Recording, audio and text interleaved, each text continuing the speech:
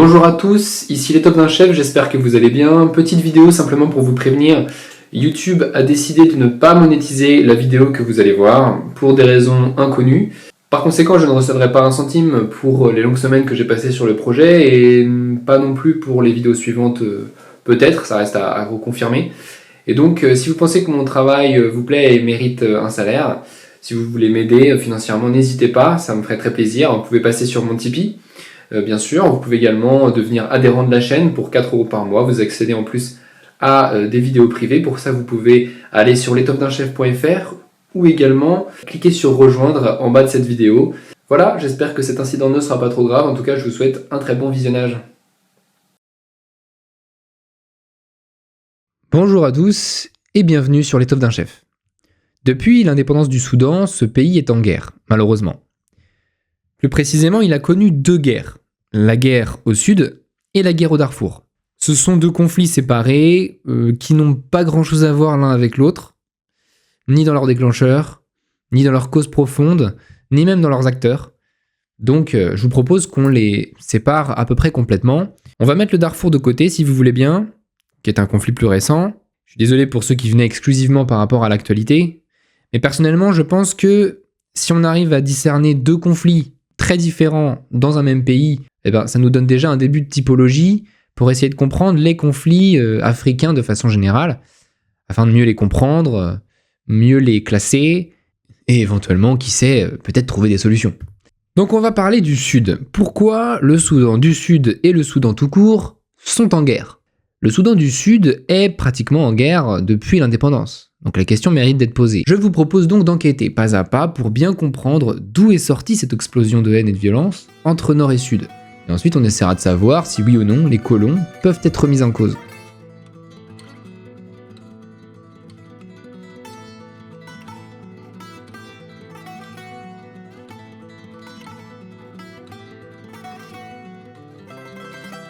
Si vous avez bien écouté mon dernier épisode sur la Mahdia, j'ai bien précisé qu'il y a eu 2 colonisateurs différents au Soudan. D'abord un colonisateur égyptien, qu'on a appelé la Turquia, entre l'invasion égyptienne de 1821 et la prise de Khartoum en 85. Donc oui, l'Égypte fait partie des colonisateurs de l'Afrique au 19e.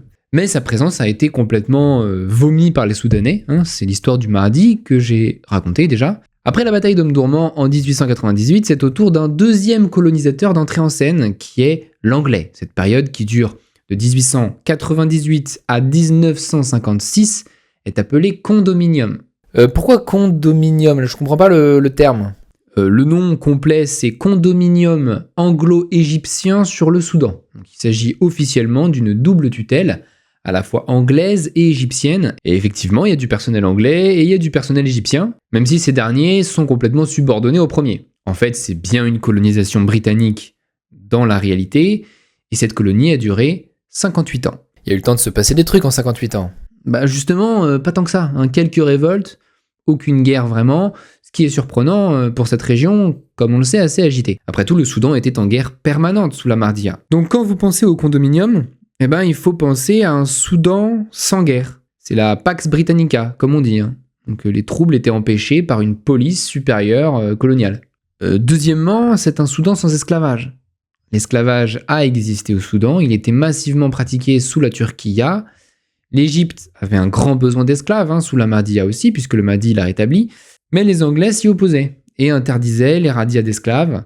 Leur loi vise à vraiment supprimer la capture et la traite. Quant aux esclaves eux-mêmes, il y a une politique d'affranchissement graduelle qui est suivie, mais qui ne peut pas atteindre les zones les plus reculées du Soudan, et ça va quand même perdurer jusqu'en 1940 à peu près. Donc le Soudan colonial, c'est un Soudan sans traite des Noirs, sans esclavage, sans capture d'esclaves en tout cas, et où le pouvoir favorise les affranchissements. Troisièmement, le condominium a été dans une phase de dynamisme économique et de grands projets. Les Anglais, c'est les Anglais. Ils ont des défauts, mais ils ont aussi les qualités de leurs défauts. Ils sont focalisés sur la rentabilité de leur colonie, souvent, et le Soudan a été rentable. On pense en premier lieu à la Gézira. Qu'est-ce que la Gézira ? Alors, il faut savoir que les Anglais, ils arrivent dans un pays qui est très pauvre. Et donc, ils se concentrent sur ce qu'ils appellent le Soudan utile, qu'ils identifient entre les 2 bras du Nil. Quand vous atteignez Khartoum, le Nil se sépare en 2, il y a le Nil bleu à gauche et le Nil blanc à droite.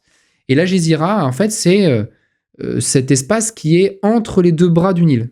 Donc c'est le Soudan utile. L'idée, c'est de créer une grande zone irriguée où on pourra faire une culture d'exportation.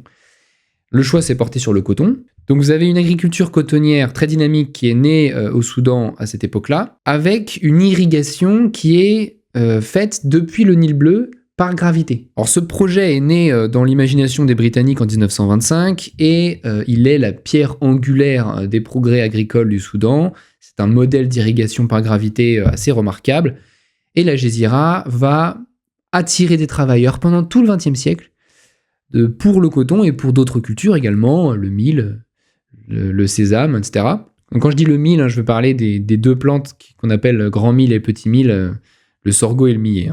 Et donc pourquoi est-ce que je parle de ça ? Simplement pour dire que l'agriculture fonctionnait très bien et ce système a plus d'une fois sauvé le Soudan de la famine. Et oui, le Soudan colonial, c'est également pratiquement un Soudan sans famine. Je me permets d'insister un tout petit peu sur ce point. À l'époque de la Mahdiya, on l'a vu, le pays était en situation de famine, notamment parce que les nomades, qui sont devenus des militaires, les Ansar, expulsaient les agriculteurs de leurs terres, ou s'attribuaient brutalement les stocks des greniers ou des monopoles d'achat. Que font les Britanniques ? Ils ont permis à des milliers de cultivateurs soudanais de se fixer, de devenir propriétaires, dans la zone de la Gézira et de cultiver, entre autres, du mil. Et donc, ils n'étaient jamais confrontés à des famines générales, pas seulement parce qu'ils ont stabilisé l'activité agricole, mais parce qu'ils ont empêché toute remise en cause de la propriété. Donc, dans la Gézira, les Soudanais étaient propriétaires de leurs terres, ils n'étaient pas esclaves. Pour le coton, il y avait 40% des bénéfices du coton qui leur revenaient. 40% des bénéfices pour l'État, 20% pour un syndicat qui assurait des systèmes de crédit et d'assurance, et puis 40% des bénéfices qui allait dans la poche du cultivateur. Et ce système avait très bien fonctionné au début. Au début, d'accord.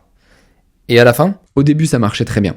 Et puis, progressivement, il y a eu une baisse des cours du coton, et au bout d'un moment, les agriculteurs en question ont fini très endettés. L'endettement paysan, très souvent, autrefois, entraînait une confiscation des terres par le commerçant créancier. Dans le système conçu là par les Britanniques, il y avait un endettement paysan, mais les paysans ne perdaient jamais la propriété.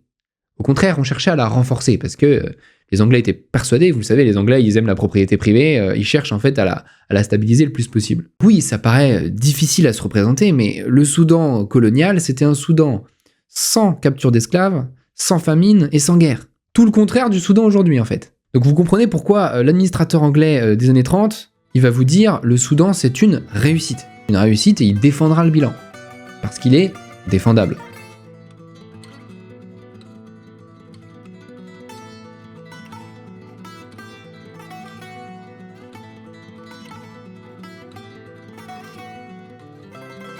Le condominium a pas mal développé l'éducation des garçons et aussi des filles. Il a aussi développé l'éducation des filles, mais en laissant l'initiative à des Soudanais. C'est un Arabe, Bebkar Badri, qui a développé l'éducation des filles, quelqu'un d'assez connu par ses témoignages d'ailleurs, malgré un certain scepticisme environnant, aussi bien de la part des Anglais que des Arabes, je pense. Dans le domaine de la santé, en 1954, il y avait 43 hôpitaux et 418 dispensaires. Ouais, alors c'est beaucoup ça ? Pour l'époque, c'était pas mal. Insuffisant compte tenu de l'immensité du territoire. Ça pouvait être gratuit dans un certain nombre de cas, notamment dans les régions particulièrement reculées, très pauvres, ou pour les dispensaires tenus par des missionnaires. Il y avait quand même des frais de consultation et de traitement dans le Soudan islamisé. Mais à t'entendre, la colonisation, c'était génial. Mais pourtant, la colonisation, c'est une forme de violence. Enfin, j'ai toujours entendu ça, je pense qu'il y a une raison quand même. Évidemment, certains pourraient être un peu agacés parce que la colonisation n'a pas laissé que des bons souvenirs. En quoi, à ton avis, une colonisation pourrait laisser un mauvais souvenir ? Parce qu'il n'y a pas de démocratie. Les colons prennent toutes les décisions. Éventuellement, même si l'idée de démocratie n'a rien à voir avec ça, elle vient d'Europe en fait, cette idée. Non, mais en tout cas, celui qui prend les décisions pour le Soudan n'est pas un Soudanais, il n'y a pas d'indépendance nationale. Bon, mais il y a aussi autre chose. L'expropriation. Les colons arrivent, ils prennent le territoire. Dans colonisation, il y a colons. Donc ce qui est détesté, ce qui est détestable, ce sont les expulsions et les expropriations au profit d'une population blanche importée, les colons. C'est plutôt ça qui va créer des conflits. Or, au Soudan, c'est pas du tout ce qui se passe. Au contraire, on donne de la propriété, on sécurise cette propriété pour les Soudanais. Ce problème de colons traditionnels, c'était plutôt un problème qui arrivait à l'époque de la Turquia, justement. Et les Anglais n'ont pas fait cette erreur. Tiens, on va écouter le témoignage d'une contemporaine qui s'appelle Odette Keun.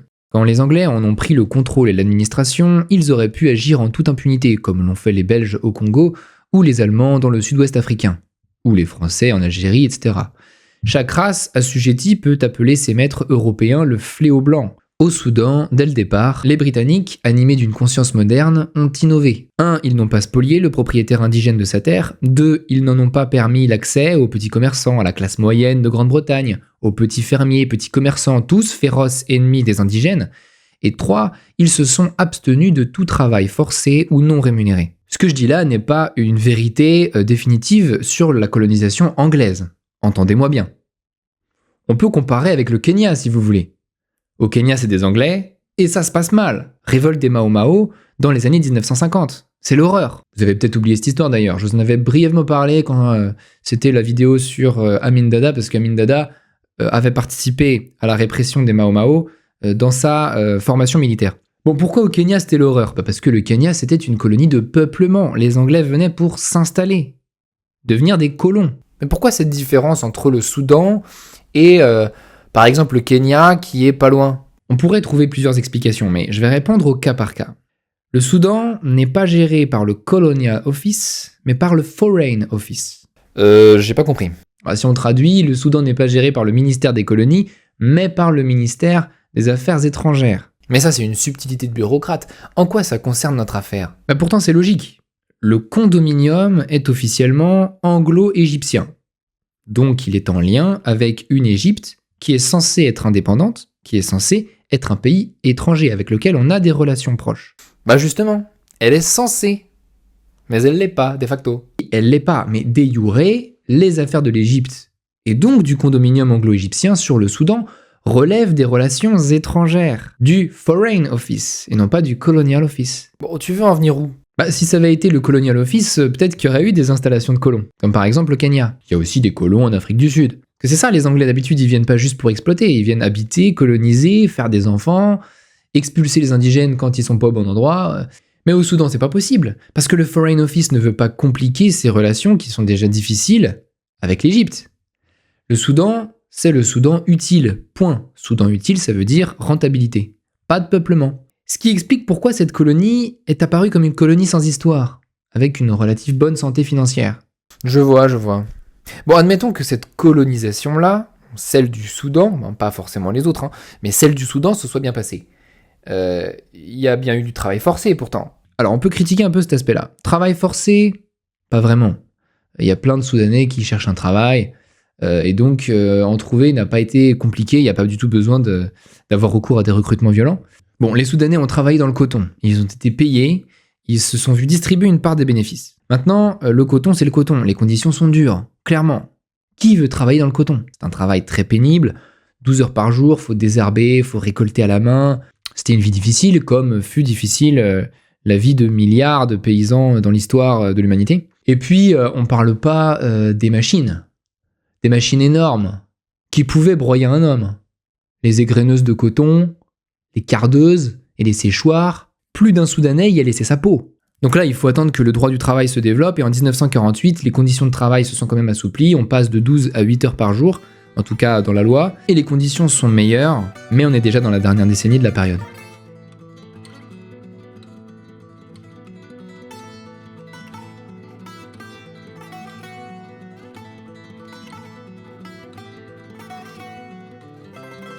Bien, maintenant qu'on a planté le décor, et en attendant qu'il fleurisse, on peut en venir au point crucial qui nous occupe, la politique de la séparation culturelle, entre le Nord et le Sud.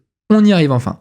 On le sait, le Soudan a été en guerre contre le Sud dès l'indépendance et jusqu'en 2005, avec une incrémentation de la violence qui atteint son pic dans les années 90. Parce que oui, les Anglais ont pensé, au regard de la situation du Soudan, qu'il fallait faire un développement séparé du Sud et du Nord. Ah oui, ils ont créé une distinction entre Nord et Sud. Non, ils l'ont pas créé. En fait, au contraire, ils pensaient s'adapter au territoire préexistant. Parce que le Sud, c'est pas le Soudan. Enfin, rien de ce qui fait le Soudan est présent dans cet endroit. Le Soudan, c'est une zone aride, voire désertique. Sauf le Sud, qui est une forêt marécageuse et tropicale. Le Soudan, son artère commerciale principale, c'est le Nil.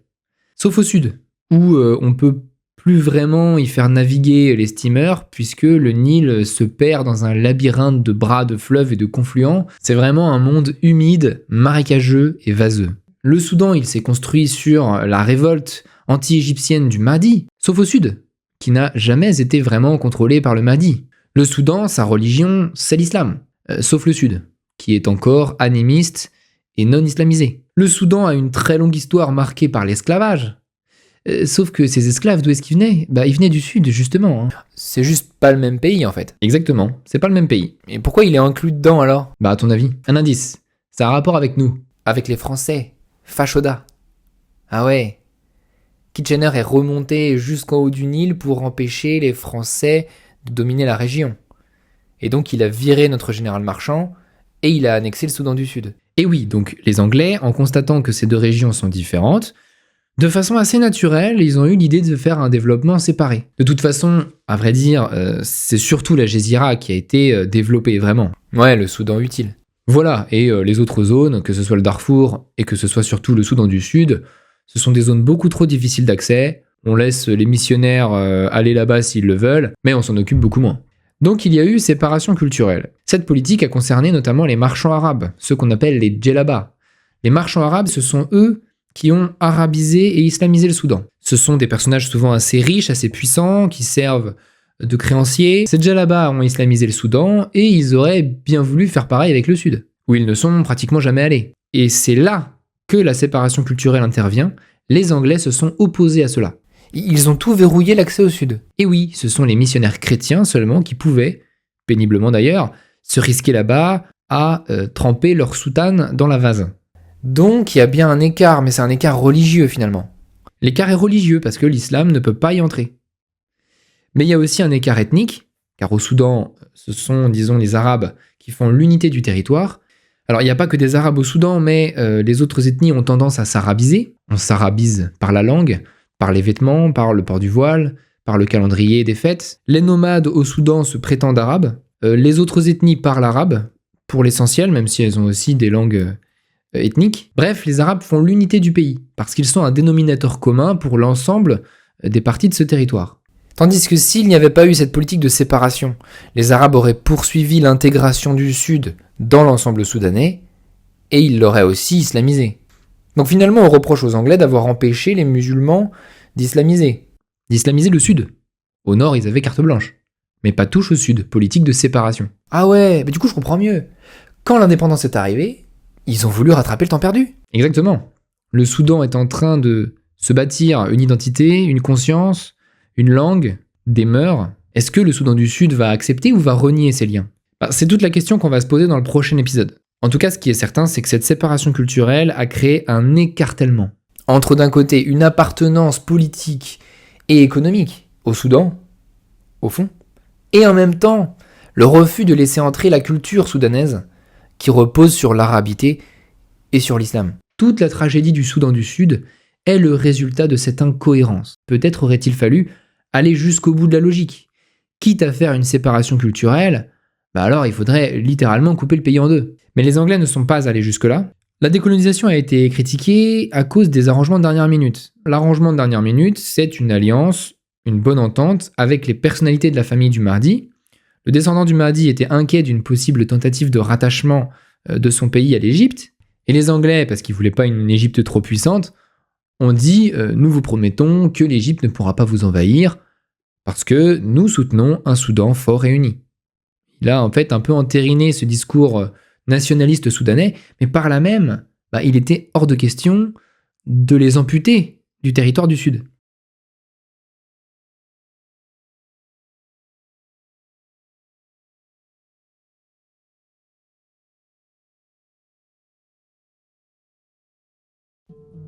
Regardez bien les personnes qui se trouvent sur ces photographies. Les voilà les habitants du Sud. C'était ça l'Afrique centrale. Ces peuplades se nomment Nuer ou Dinka, pour citer les deux ethnies les plus célèbres. Elles portent des scarifications. Elles ne possèdent ni l'écriture ni l'araire. Elles vivent selon un mode agro-pastoral, cultivant le millet à la main et à contre-cœur et consacrant leur vie à prendre soin de la seule chose qu'ils regardent comme leur richesse, leur bétail. Je pourrais vous parler des heures de ces peuples. Vous ne les connaissez pas ? Vous avez tort. Ils sont assez célèbres pourtant. Leur célébrité scientifique est due à Evans Pritchard, qui a rendu à leur sujet de magnifiques travaux d'ethnographie après avoir vécu en leur compagnie pendant plusieurs années. Regardez ce mode de vie tout entier tourné vers leur bétail. Regardez les guerres qu'ils se déclarent sans cesse entre tribus et qui toujours recommencent d'année en année. Regardez-moi ces scarifications, cette nudité, ces lances, ces arcs. Regardez ces danses et ces transes qu'ils effectuent lorsqu'ils sont possédés par un esprit. Ils vivent ainsi dans leur brousse marécageuse depuis des temps immémoriaux sans être souvent dérangés. Leur religion a fait l'objet d'un magnifique volume. On a dit parfois qu'ils sont chrétiens et que la guerre contre le Soudan était une guerre religieuse. Soyez gentils, oubliez 5 secondes ce baratin et ouvrez les yeux. Ce ne sont pas des chrétiens que vous voyez. En tout cas pas pour l'instant. Presque tous sacrifient encore des chèvres pour apaiser les génies et les totems. Regardez leur couleur de peau. D'un point de vue de la pigmentation, j'ai entendu dire qu'ils sont l'un des peuples les plus noirs du continent. Ils n'ont jamais vu une carte du monde. Ils ne savent pas que le Soudan est en amont de l'Égypte et que l'Angleterre est une île très lointaine. Ils ne savent pas qu'elle est à l'extrémité d'un autre continent qui s'appelle l'Europe.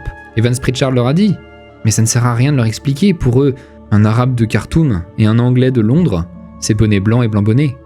Les jeux de puissance entre l'Empire ottoman et l'Empire de la reine Victoria, la colonisation et la dynastie de Mehemet Ali, ils ne s'en soucient guère. Ce ne sont pas les amis des Anglais ni de personne. Que savent ces gens ? Ils savent qu'ils sont les Nuers et qu'ils font la guerre aux Dinka, ou bien qu'ils sont des Dinka et qu'ils font la guerre aux Nuers. Ils savent qu'autrefois il y avait des razzias d'esclaves et que ce temps est passé. À leurs yeux, peu importe que vous soyez un gouverneur anglais avec une casquette ou un marchand arabe avec un turban, dans tous les cas vous êtes un blanc, ou un noir qui vit comme un blanc. Dans tous les cas vous venez du Sahel, dans tous les cas vous êtes pour eux un homme du Nord. Peu importe que vous parliez la langue de Mahomet ou celle de Shakespeare, vous n'êtes pas chez vous. Et on sait bien ce qu'ils veulent, les hommes du Nord. Ils veulent du millet, quelques vaches, pour ce qu'ils appellent l'impôt. Parfois des policiers viennent pour réprimer des bagarres entre tribus, mais dans l'ensemble, ces régions restent peu visitées. Il y a moins de différence entre un Anglais et un Arabe qu'entre un Arabe et un de ces hommes-là. Je sais que l'Anglais et l'Arabe vous paraissent différents, mais tous deux portent une civilisation de l'écrit, tous deux pratiquent des activités commerciales, tous deux véhiculent des religions révélées. Et puis ils ont tous cette drôle de manie de s'habiller. Alors oui, en 1956, le Soudan a pris son indépendance. Mais je vous le demande, quand le Soudan viendra récupérer son impôt pour aller les engranger dans la lointaine Khartoum ? Quand ils vont venir, les imams, pour les convertir à la vraie foi, la deuxième vraie foi, celle qui est venue après, celle qui fait doublon ? Quand les gens de Khartoum viendront pour y monter des ralois et des écoles ? Eh bien je vous pose la question, mettez-vous un peu à leur place et dites-moi, quelle différence ça fait avec avant ?